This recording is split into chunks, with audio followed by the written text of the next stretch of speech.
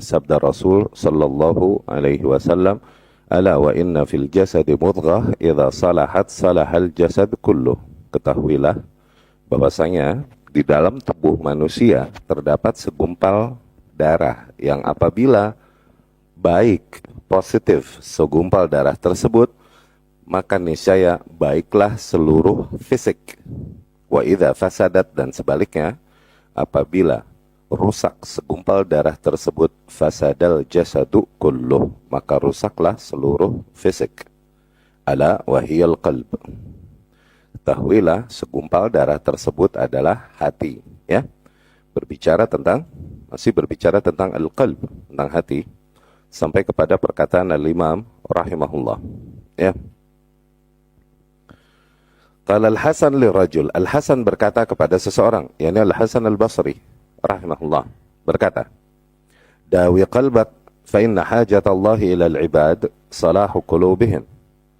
Treat your heart, perbaikilah atau obatilah hatimu, karena sesungguhnya kebutuhan Allah kepada hati kebutuhan Allah dari para hamba. Kebutuhan di sini maksudnya bukan Allah membutuhkan sesuatu, bukan, tapi apa yang Allah tuntut dan hitung dari para hamba adalah salah qulubihim, adalah baiknya nilai yang ada di dalam hati mereka, ya. Maksudnya kadar positifnya hati mereka, ya. Yakni anna muradah minhum wa matlubah salah qulubihim. Tuh, maksudnya adalah yang Allah kehendaki dan Allah tuntut dari para hamba adalah baiknya hati mereka. Fala salaha lil qulub hatta yastaqirra fiha ma'rifatullah wa 'azamatuhu wa mahabbatuhu wa khasyatuhu wa mahabatuhu wa raja'uhu wa tawakkul alaih. Dan kemudian tidak ada perbaikan bagi hati atau tidak ada kebaikan bagi hati sehingga menjadi tertancap dulu di dalam hati tersebut ma'rifatullah, yakni pengenalan ia terhadap Allah Subhanahu wa taala, wa 'azamatuh, dan keagungan Allah Subhanahu wa taala, dan kecintaan kepadanya, rasa takut dan tunduk kepadanya, dan kemudian berharap kepadanya dan bersandar hanya kepadanya, wa yamtali' min dzalik, dan terpenuhilah hati tersebut dengan nilai-nilai itu. Oh. Maknanya ketika sebuah hati dipenuhi nilai-nilai tersebut, barulah terhitung hati tersebut hati yang salah, hati yang saleh, hati yang dinilai di sisi Allah Subhanahu wa taala, hati yang positif, hati yang baik, ya. Wa yamtali min dzalik wa hadza huwa haqiqatut tauhid, dan itulah hakikatnya inti nilai tauhid. Wa huwa makna qaul la ilaha illallah, dan itulah makna ucapan seorang hamba ketika ia berkata bahwa mengikrarkan bahwasanya tiada Tuhan yang hak untuk diibadahi melainkan hanya Allah. Fala salaha lil qulub hatta yakuna ilahuha alladhi ta'lahuhu wa ta'rifuhu wa tuhibbuhu wa takhsyah huwa ilahu wahid la syarikalah. Maka tidak ada perbaikan bagi hati sehingga yang dipertuhankan oleh hati itu hanyalah satu Tuhan, ya. Tuhan yang ia kenal, Tuhan yang ia cintai, Tuhan yang ia takut padanya. Tiada sekutu baginya. Laukan fis samawati wal ard ilah yu'lah siwallah, andai saja di alam semesta ini ada Tuhan lain yang dipertuhankan selain Allah Subhanahu wa taala, la fasadat bidzalikas samawati wal ard, niscaya langit dan bumi akan hancur karena itu. Yani apabila ada memang di alam semesta ini dua Tuhan, okay, niscaya hancurlah alam semesta ini, ya. Itulah yang dimaksud oleh Allah Subhanahu wa taala di dalam firman-Nya, "Lau kana fihi ma alihatun illallah la fasadata." Ya, surat Al-Anbiya ayat 22. Andai saja di langit dan bumi terdapat Tuhan lain selain Allah, niscaya langit dan bumi akan rusak. Tuh. Fa'ulima bidzalika, maka dapat diketahui dari hal tersebut, annahu la salah lil alam al-alawi was-sufli, bahwasanya hakikatnya tidak ada kebaikan atau tidak ada perbaikan bagi alam atas maupun alam bawah, yakni bagi alam langit maupun alam bumi, ma'an hatta takuna harakat ahliha kulluha lillah, Sehingga seluruh aktivitas para penduduknya, yakni penduduk langit dan bumi, hanya bagi Allah Subhanahu wa ta'ala. Wa harakat al-jasad tabi'ah li harakatil qalb wa iradatihi. Dan demikian aktivitas yang dilakukan oleh fisik itu akan mengikuti aktivitas yang ada di dalam hati dan kehendak yang ada di dalam hati. Fa in kanat harakatuhu wa iradatuhu lillahi wahdah faqad saluha wa saluhat harakatul jasad kullih. Dan apabila aktivitas yang ada di dalam hati dan kehendak-kehendak yang ada di dalam hati hanya bagi Allah Subhanahu wa ta'ala satu-satunya, maka niscaya hati tersebut akan menjadi baik, dan menjadi baik juga aktivitas jasad secara keseluruhan. Wa in kanat harakatul qalbi wa iradatuhu li ghairillah, dan andai saja aktivitas hati seorang hamba dan kehendak-kehendaknya adalah untuk hal lain selain untuk Allah Subhanahu wa ta'ala, fasad, niscaya akan rusaklah hati tersebut. Wa fasadat harakatul jasad, niscaya akan rusak pula aktivitas fisiknya. Bihasabi fasad harakatil qalb, sesuai dengan kadar kerusakan aktivitas yang ada di dalam hatinya. Barakallahu fikum. Jadi demikian ikhwah, Al-Imam rahimahullah mencoba menjelaskan kaitan antara Allah Subhanahu wa ta'ala dengan alam semestanya, dengan para makhluknya. Tayyib, telah dikatakan di sini bahwasanya stabilnya dan kemudian berjalannya order langit dan bumi adalah dikarenakan hakikatnya hanya ada satu Tuhan yang dipertuhan, hanya ada satu Tuhan yang memiliki kuasa di langit dan bumi. Andai saja ada dua kekuatan yang berkuasa menguasai langit dan bumi, maka nggak bakalan stabil langit dan bumi. Ini saya akan hancur. Itu alam semesta ini masih berjalan, masih berjalan alam semesta ini adalah bukti besar bahwa hakikatnya zat yang maha berkuasa dan menentukan segala hal yang terjadi hanya satu. Dapat ya? Demikianlah rusaknya kelompok Qadariyah sebagaimana kaum Majusi. Oke?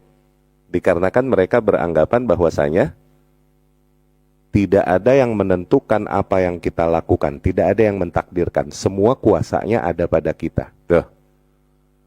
Oke? Semua kuasanya ada pada kita. Tidak ada takdir sebelumnya ke atas kita. Kata kaum Qadariyah demikian. Apabila pendapat itu kita terima, berarti artinya di alam semesta ini terjadi sesuatu dan bukan Allah yang menghendaki itu untuk terjadi. Berarti kuasa Allah nggak manunggal di alam semesta. Bisa diterima nggak? Lebih lanjut lagi, kalau semua aktivitas seorang hamba ini, baik-baik dan buruknya, bukan Allah yang menentukan, berarti Allah masih berada sebelumnya di posisi nggak tahu si hamba akan melakukan kebaikan atau keburukan. Allah baru tahu ketika hal tersebut udah terjadi. Berarti ada sesuatu yang enggak Allah ketahui. Bisa diterima nggak? Nggak bisa. Karena Allah maha mengetahui. Ingat kan kaidah maha mengetahui Allah. Allah ya'lam ma kan wa ma yakun wa ma sayakun. Allah mengetahui yang past, present, dan future, yang telah terjadi, sedang terjadi, dan akan terjadi. Kalau misalnya tidak ditakdirkan oleh Allah, berarti Allah nggak tahu nih hamba akan memilih taat atau maksiat. Allah baru tahu setelah hal tersebut terjadi. Berarti ada celah dalam kesempurnaan pengetahuan Allah. Bisa diterima nggak hal itu? Nggak bisa. Berarti pendapat Qadariyah dari situ batil. Nah, dan seolah-olah dengan pendapatnya tersebut, berarti di alam semesta ini terdapat kekuatan dan pengaruh lain yang menentukan apa yang terjadi di alam semesta selain kekuatan, kehendak, dan pengaruh Allah Subhanahu wa ta'ala. Iya gak? Berarti nggak manunggal kuasa Allah di alam semesta. Dari situ dikatakan Qadariyah majus hadhil ummah. Kaum Qadariyah adalah majusinya umat Islam. Kenapa demikian? Demikian kaya pendapat kelompok agama Majusi. Majusi ini Iran dulu yang nyembahnya api, ya, menyembah matahari kah atau menyembah api, di mana Mereka meyakini adanya Tuhan yang mengatur segala bentuk kebaikan di alam semesta dengan Tuhan yang mengatur segala bentuk keburukan. Tuh, seolah-olah begitu. Ya, karena mereka nggak terima kuasa mutlak Allah Subhanahu wa ta'ala, bahwa Allah lah yang menentukan segala perkara yang baik dan yang buruk. Ahlus sunnah menolak semua pendapat itu dan menegaskan bahwasanya kita beriman kepada qada ya dan qadar, yang baik dan yang buruk semua datang dari kuasa dan kehendak Allah Subhanahu wa taala dengan segala hikmahnya. Dah. Itu Ahlus sunnah. Zen. Nah, kemudian ketika hati seorang hamba, oke, hanya mengikuti apa-apa yang diinginkan dan dikehendaki oleh Allah Subhanahu wa taala, maka terbangunlah sebuah koneksi antara hamba dengan Allah Subhanahu wa ta'ala. Nanti apa-apa yang Allah inginkan dan lain-lain ini maksudnya ujung-ujungnya kepada cinta dan benci. Hati seorang hamba hanya menginginkan dia hal-hal dan nilai-nilai yang dicintai oleh Allah Subhanahu wa ta'ala. Dia hanya membenci hal-hal dan nilai-nilai yang memang dibenci oleh Allah Subhanahu wa ta'ala. Ya kan? Terbentuklah akhirnya sinkronisasi antara aktivitas seorang hamba dan hidup seorang hamba dengan kehendak Allah Subhanahu wa ta'ala. Di situ terrealisasikan dan terkumpul antara qadarullah kauniyah dan qadarullah syar'iyah. Iya gak? Seorang hamba melakukan maksiat, melanggar apa yang dituntut oleh Allah Subhanahu wa ta'ala dari hukum syariat. Oke? Terjadi gak takdir padanya? Terjadi. Takdir apa? Kauni. Tapi tidak terjadi takdir syar'i. Karena apa? Yang dilakukan tidak sesuai dengan hukum syariat. Tapi ketika seorang hamba apa yang dilakukannya sesuai dengan apa yang Allah Subhanahu wa ta'ala dituntut di dalam hukum syariatnya, maka terjadi padanya dua takdir itu. Terjadi padanya qadarullah kauniyah dan qadar syar'iyah. Ya. Sebagaimana Abu Bakar radhiyallahu anhu dan Abu Lahab. Ya gak? Abu Lahab jadi kafir. Takdir gak? Takdir. Abu Bakar jadi beriman. Takdir gak? Takdir, yakni qadar kauni. Qadarullah kauniyah yang Allah kehendaki untuk terjadi di alam semesta. Pada Abu Lahab terjadi qadar kauniyah. Tapi qadar syar'i, yakni apa yang Allah tuntut di dalam syariat tidak terrealisasikan pada Abu Lahab. Tapi qadar syar'i, apa yang Allah tuntut di dalam syariatnya terrealisasikan juga pada Abu Bakar. Dia beriman beneran, dia sesuai, jadi qadarullah syar'iyah dan kauniyah berkumpul pada Abu Bakar radhiyallahu anhu. Demikian hubungan hati seorang hamba dengan Allah Subhanahu wa ta'ala. Nah, terjadi seluruh perbaikan di alam semesta ketika apa? Ketika para penduduk yang ada di langit dan bumi, seluruh aktivitas hatinya hanya mengikuti apa yang dikehendaki dan diridhoi oleh Allah Subhanahu wa ta'ala.